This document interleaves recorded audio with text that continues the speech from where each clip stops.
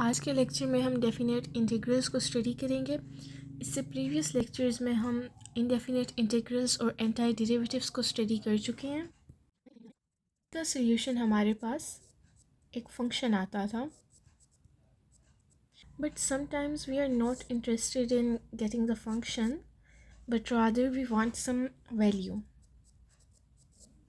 For example, if we need to find the area under a curve. For example, ये हमारे पास एक curve है, इसके अंडर जो भी एरिया हमारे पास आ रहा है हमने वो फाइंड करना है. तो हम चाहेंगे कि हमें एक न्यूमेरिकल वैल्यू मिले. फॉर एग्जांपल, अगर मीटर स्क्वायर हमारे पास यूनिट है तो हमें एक न्यूमेरिकल वैल्यू चाहिए होगी, फॉर एग्जांपल 100. तो इस केस में हम फंक्शन नहीं बल्कि हम फंक्शन की एक वैल्यू चाह रहे हैं. So in this case we use definite integrals. अब हम रिकॉल करते हैं कि अगर हमें एरिया फाइंड करना हो अंडर अ कर्व तो हम नॉर्मली क्या करते हैं. फॉर एग्जांपल, हमारे पास एक कर्व है जो कि हमारे पास फंक्शन से आ रहा है y is equal to x squared. तो हम इसके ग्राफ के अंडर जो हमारे पास एरिया आ रहा है वो कैसे फाइंड करेंगे. जब हमारे पास x की एक वैल्यू 0 है, कर्व का जो सा एक एंड है हमारे पास, कर्व किसी दो पॉइंट्स के दरमियान में होगा ना. फॉर एग्जांपल, ये हमारे पास एक कर्व है तो इसका एक पॉइंट हमारे पास यहाँ है ए पॉइंट और दूसरा हमारे पास बी पॉइंट होता है. तो इसके लिए हमें x की दो वैल्यूज़ चाहिए होंगी. तो x की अगर फर्स्ट वैल्यू हमारे पास 0 है और सेकंड हमारे पास वैल्यू 2 है, तो इस फंक्शन के कर्व के अंडर हमारे पास क्या एरिया आएगा वो अब हम कैलकुलेट करें.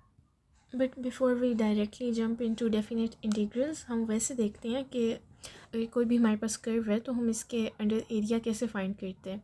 फॉर एग्जांपल, अगर ये हमारे पास एक स्ट्रेट लाइन भी है, अब हम इसका एरिया इस तरह फाइंड करते हैं कि हम इसे स्मॉलर पार्ट्स में डिवाइड कर देते हैं. फॉर एग्जांपल, ये हमने एक रेक्टेंगल बनाया, ठीक है, इसको हम डेल्टा एक्स के लेते हैं, हम कोई स्मॉल डिस्टेंस ले लेते हैं, ये डेल्टा एक्स 1. देन हम एक और डिस्टेंस ले लेते, ये हमारे पास डेल्टा एक्स 2 हो जाता. अब टू हम इस पूरे कर्व को ही डिफरेंट डिस्टेंसेस में, जो कि हमारे पास स्मॉल डिस्टेंसेस हैं, उनमें हम डिवाइड कर देते हैं. तो अब टू डेल्टा एक्स एन हमारे पास आ जाता. तो ये हमारे पास स्मॉलर डिस्टेंसेस आ गए, मतलब कि एक बड़े कर्व को हमने अपने स्मॉलर डिस्टेंसेस में डिवाइड कर दिया. देन हम इन सबको ऐड कर लेते, इनका हम सम ले लेते. अब ये तो हमारे पास एक स्ट्रेट लाइन थी. फॉर एग्जांपल, अगर हमारे पास ये एक ज़्यादा कर्वियर लाइन होती तो हमारे पास बेटर अप्रोक्सीमेशन कब आनी थी, जब हमारे पास ये जो हमने डेल्टा एक्स लिया है ये बहुत थिन होता. मतलब कि जितनी हमारी थिन डिस्टेंस होगी इनके दरमियान में उतना ही हम बेटर अप्रोक्सीमेट कर पाते. तो अब जितना हम थिन इनको करते जाएंगे उतने ही हमारे पास नंबर ऑफ़ रेक्टेंगल्स बढ़ते जाएंगे. और अगर हम इन्हें बहुत थिन कर दें देन एक टाइम हमारे पास ऐसा भी आएगा कि जो हमारे नंबर ऑफ़ रेक्टेंगल्स हैं ये हमारी इन्फिनिटी को अप्रोच करेंगे. मतलब कि जो इनकी विड्थ है हमारे पास, अगर वो हमारे पास 0 को अप्रोच कर रही है देन हमारे पास नंबर ऑफ़ रेक्टेंगल्स वो इन्फिनिटी को अप्रोच करेंगे. अब इस सम को हम कैसे फाइंड कर सकते हैं, जो कि हमारे पास इन्फिनिट नंबर ऑफ़ एलिमेंट्स का सम होगा.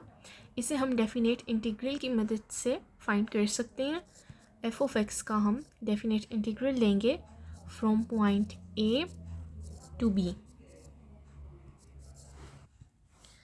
अब हम इसकी नोटेशन देख लेते हैं कि हम इसको लिखेंगे कैसे. इसकी नोटेशन हमारे पास सिंपल ही है, जैसे हम इनडेफिनेट इंटीग्रल को कैसे रिप्रेजेंट करते थे, एफ ऑफ एक्स साथ में डी एक्स. अब इसमें हमने सिर्फ, क्योंकि हम अपने कंस्ट्रेंट्स ऐड कर रहे हैं कि हमने पॉइंट ए से पॉइंट बी तक की अपनी वैल्यू निकालनी है. पहले हमारे पास सिंपल फंक्शन रिटर्न होना था, बट बिकॉज अब हम अपनी वैल्यूज़ बता रहे हैं कि हमने ए से लेकर बी तक निकालना है तो उसे भी हमें अपनी नोटेशन में ऐड करना पड़ेगा. तो हमने क्या करना है, जहाँ से हम स्टार्ट कर रहे हैं उसे नीचे लिखना है और जहाँ पर हम एंड कर रहे हैं उसे इस इंटीग्रल साइन के ऊपर लिखना है. अब ये ए और ये जो बी हमारे पास है इन्हें हम कहते हैं लिमिट्स ऑफ इंटीग्रेशन.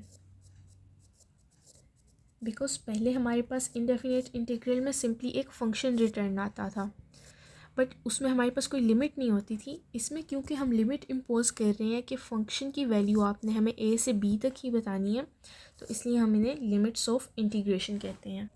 अब अगर डेफिनेट इंटीग्रल की हम ज्योमेट्रिक इंटरप्रिटेशन देखें तो इसमें हमारे पास जो वैल्यू आ सकती है वो पॉजिटिव भी हो सकती है, वो हमारे पास नेगेटिव भी हो सकती है।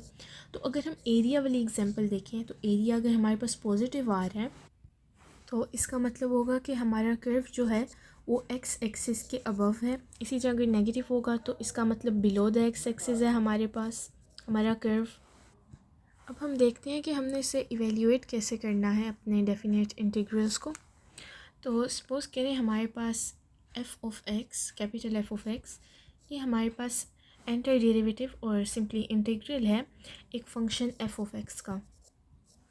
अब ये तो हमारे पास इनडेफिनेट इंटीग्रल है। अब हम बात कर रहे थे डेफिनेट इंटीग्रल की, तो उसकी नोटेशन तो हमने देख ली थी, डेट फ्रॉम ए टू बी इस फंक्शन का, बिकॉज हम इंटीग्रल ले रहे हैं, तो F of x D x. अब हम इसका डेफिनेट इंटीग्रल कैसे फाइंड आउट करेंगे, ये हमारे पास था इनडेफिनेट इंटीग्रल। ठीक हो गया। अब हमारे पास यहाँ पर देखिए दो लिमिट्स ऑफ इंटीग्रेशन है, ए और बी। तो अब देखिए पुट आपने किस ऑर्डर में करना है, आपने इस ऑर्डर में पुट करना है कि पहले आपने अपनी अपर लिमिट को पुट करना है। तो जब पुट करेंगे तो आपके पास आ जाएगा कैपिटल एफ ऑफ बी। अब आपने इसमें से सब्ट्रैक्ट कर देना है इनडेफिनेट इंटीग्रल में अपनी लोअर लिमिट को पुट करके, मतलब कि कैपिटल एफ ऑफ ए। अब आपके दिमाग में क्या क्वेश्चन आ रहा है कि हमने ऐसा क्यों किया है कि हमने अपनी अपर लिमिट को पहले लिखा है, इसको पहले पुट किया है और लोअर लिमिट को बाद में किया है। तो देखिए हम सब्ट्रैक्ट कर रहे हैं बिकॉज़ ये अपर लिमिट है हमारे पास, मतलब कि यहाँ पर हमारा काम एंड हो रहा है, तो हम इस एंड में से अपने स्टार्ट को माइनस करते हैं। तो बी में से हम ए को माइनस करते हैं, मतलब कि बी की वैल्यू हम इंडेफिनेट इंटीग्रल में पुट करके उसमें से माइनस करते हैं ए की वैल्यू जो कि हमने इंडेफिनेट इंटीग्रल में पुट की थी। तो ये हम करते हैं, इसको हम नीट करके लिख लेते हैं।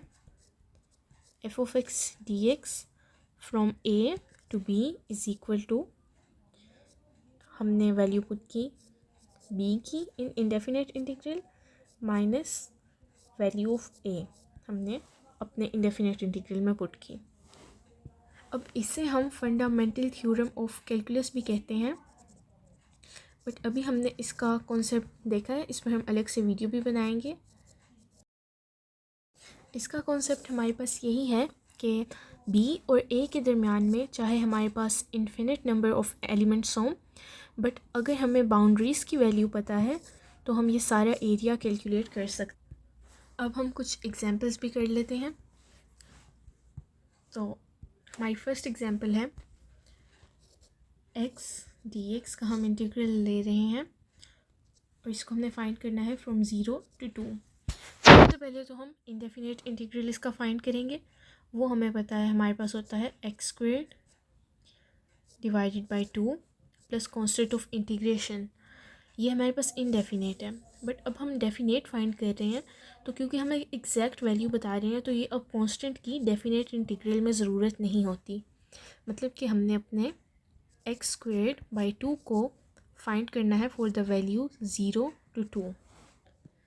अब सिंपली हमने अपने इस इनडेफिनेट इंटीग्रल में लिमिट्स पुट कर देनी है। पहले आपको पता है हम अपर लिमिट को पुट करेंगे जो कि हमारे पास 2 है, तो x की जगह हमारे पास आ जाएगा 2 स्क्वायर्ड डिवाइडेड बाई 2। देन हमारा माइनस का साइन आ जाएगा according to our formula. Then हम अपनी लोअर लिमिट को पुट करेंगे जो कि हमारे पास 0 है, 0 स्क्वायर डिवाइडेड बाई 2, ये हमारे पास आ जाएगा 4/2 minus 0 which is just equal to 2।